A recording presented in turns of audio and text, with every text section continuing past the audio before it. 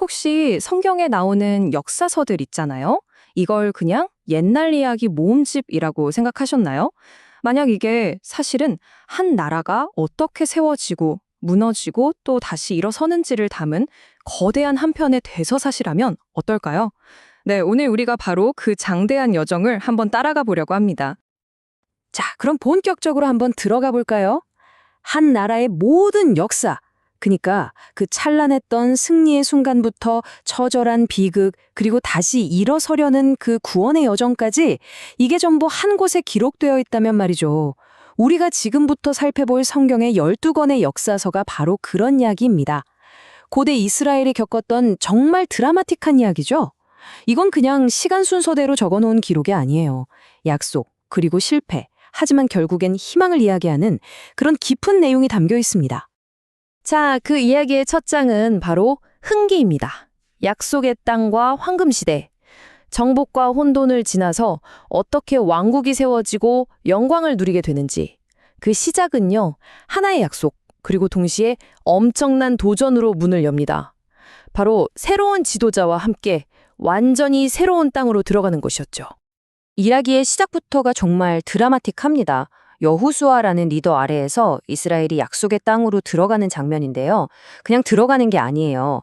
제사장들이 언약궤를 메고 요단강에 발을 딱 디디니까 흐르던 강물이 쫙 멈춰서는 기적이 일어납니다. 와, 이건 그냥 강을 건넜다 이런 차원의 얘기가 아니죠. 과거에 홍해를 건넜던 그 기적을 다시 한번 보여주면서 이제 완전히 새로운 시대가 시작된다는 걸 알리는 신성한 의식 같은 거였어요. 단순한 군사적전이 아니라 이제 내 약속이 이루어진다는 걸 보여주는 강력한 신호탄이었던 셈입니다. 그런데 말이죠. 그렇게 강력했던 리더, 여호수아가 죽고 나니까 상황이 완전히 달라집니다. 국가 전체를 하나로 묶어주던 구심점이 사라져버린 거죠. 그래서 이스라엘은 아주 어둡고 혼란스러운 시대로 빠져들게 돼요. 통일된 리더십 아래서 착착 진행되던 정복의 시대는 이제 끝났습니다. 대신에 끊임없이 죄를 짓고 고통받고 또 구원받는 이 패턴이 끝도 없이 반복되는 그런 시대로 접어들게 된 겁니다. 이게 바로 그 유명한 사사시대의 순환이라는 건데요. 패턴이 정말 놀라울 정도로 똑같아요. 먼저 이스라엘 백성들이 우상을 섬기면서 죄를 짓습니다. 그런 그 결과로 주변 강대국들에게 지배를 당해요. 너무 고통스러우니까 신에게 살려달라고 부르짖죠. 그러면 신이 사사라고 불리는 지도자를 보내서 그들을 구해줍니다. 기드온, 드보라, 삼손 같은 영웅들이 바로 이 사사들이었죠. 그런데 문제는 뭐냐? 그렇게 구원받고 나면 평화가 찾아오잖아요. 그럼 또 다시 타락의 길로 들어선다는 겁니다. 정말 끝없는 모비우스의 띠 같죠. 어떻게 보면 인간이 얼마나 쉽게 넘어지는지를 보여주지만 또 동시에 그렇게 실패하는데도 불구하고 계속해서 구원자를 보내주셨다는 점에서 이건 정말 끈질긴 은혜에 대한 이야기이기도 합니다. 이런 혼란이 계속되니까 사람들 사이에서 어떤 요구가 나오기 시작했을까요? 맞습니다. 우리에게도 다른 나라들처럼 강력한 왕을 달라라는 거였어요. 바로 이 지점에서 이스라엘 역사의 거대한 전환점이 찾아옵니다. 그도 느슨하게 뭉쳐있던 부족 연합체에서 강력한 왕이 다스리는 중앙 집권 국가로 탈바꿈하게 되는 거죠. 눈에 보이는 리더를 원했던 그들의 요구에 따라 사울이 초대 왕이 되고 그 뒤를 이어서 우리가 잘 아는 다윗 그리고 그의 아들 솔로몬으로 이어지는 왕정시대가 활짝 열립니다.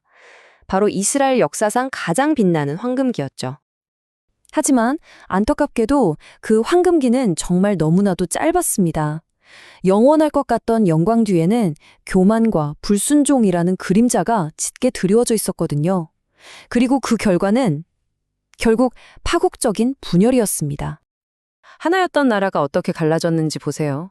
북쪽의 10개 지파는 이스라엘이라는 이름으로, 남쪽의 2개의 지파는 유다라는 이름으로 나뉘게 됩니다. 이 비극의 시작은 솔로몬의 아들 르호보암의 오만한 결정 때문이었어요. 백성들이 세금을 좀 깎아달라고 부탁했는데 우리 아버지는 채찍으로 다스렸지만 나는 전갈 채찍으로 다스리겠다. 이런 식으로 아주 가혹하게 대답해버린 거죠. 여기에 반발한 북쪽 지파들이 떨어져 나가면서 한 집안이 완전히 두 동강 나버린 겁니다. 그리고 이 분열은 결국 두 왕국 모두를 파멸로 이끄는 비극의 서막이었습니다.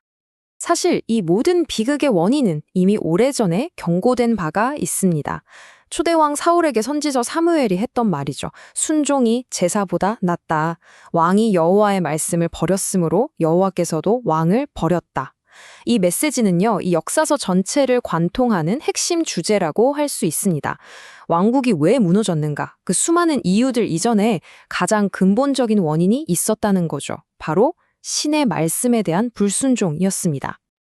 그 불순종의 결과는 정말 참혹했습니다. 결국 갈라졌던 두 왕국 모두 차례차례 멸망의 길을 걷게 돼요. 먼저 기원전 722년에 북왕국 이스라엘이 아시리아에 의해 정복당해서 역사 속으로 흩어져 버리고요. 버티던 남왕국 유다마저도 기원전 586년에 바빌로니아에 의해 무너집니다. 예루살렘 성은 불타고 그토록 자랑스러워하던 솔로몬의 성전마저 파괴되죠. 그리고 백성들은 그 약속의 땅에서 쫓겨나서 머나먼 이국 땅으로 포로로 끌려가는 신세가 되고 맙니다. 자, 모든 것이 끝난 것처럼 보입니다. 나라도 잃고 성전도 무너지고 포로로 끌려갔으니까요. 하지만 놀랍게도 이 이야기는 여기서 끝나지 않습니다. 세 번째 막이 오르죠. 바로 귀환입니다. 절망의 잿더미 속에서 다시 시작하는 이야기.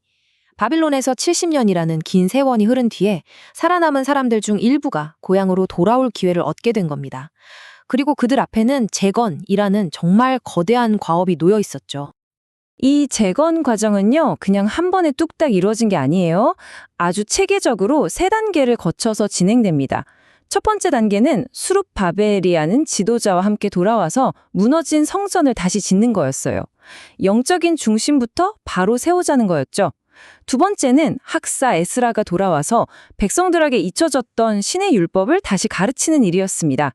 이건 공동체의 정체성과 삶의 기준을 회복하는 과정이었죠.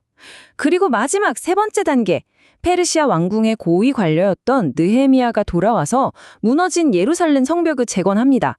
외부의 위협으로부터 공동체를 지킬 물리적인 안전을 확보한 거죠. 정말 놀랍지 않나요? 성전, 율법, 성벽, 영적인 것, 정신적인 것, 그리고 물리적인 것, 이 세 가지가 순서대로 회복되면서 나라의 기틀을 다시 세워나갔던 겁니다. 자, 지금까지 한 나라의 흥망성쇠, 그리고 기적 같은 귀환까지 정말 장대한 여정을 함께 따라와 봤습니다. 그렇다면 이 기나긴 역사의 이야기가 오늘을 사는 우리에게 던지는 메시지는 과연 무엇일까요? 이 역사가 우리에게 묻는 것은 뭘까요? 몇 가지 핵심적인 교훈들을 정리해 볼 수 있을 것 같아요. 첫째, 모든 선택에는 반드시 결과가 따른다는 것. 리더든 백성이든 그들의 행동이 어떤 결과를 낳았는지 역사는 똑똑히 보여주죠. 둘째, 그 모든 혼란과 비극 속에서도 역사를 이끌어가는 보이지 않는 손, 즉 신의 주권이 있다는 겁니다. 셋째, 리더십이 정말 중요하다는 것. 한 명의 리더가 얼마나 신실하냐에 따라 나라의 운명이 좌우되기도 했으니까요. 그리고 마지막으로 가장 중요한 것, 바로 폐허 속에서도 피어나는 희망입니다. 모든 것이 완전히 무너진 잿더미 위에서도 신의 약속을 붙드는 한 다시 시작할 수 있다는 강력한 메시지를 우리에게 던져주고 있습니다. 결국 이 고대의 이야기는 우리에게 이렇게 말하는 것 같습니다. 아무리 깊은 절망과 폐허 속이라도 미래를 위한 기초는 다시 세울 수 있다고요. 그렇다면 이 질문을 우리 자신에게 한번 던져보면 어떨까요? 지금 우리가 살고 있는 이 세상에서 혹은 우리 각자의 삶에서 무너진 채로 방치되어 재건되기를 기다리고 있는 성벽은 과연 무엇일까요? 이 질문은 과거의 역사를 그저 흘러간 이야기로만 보지 않고 오늘을 살아가는 지혜로 삼게 만드는 아주 의미 있는 도전이 될 겁니다.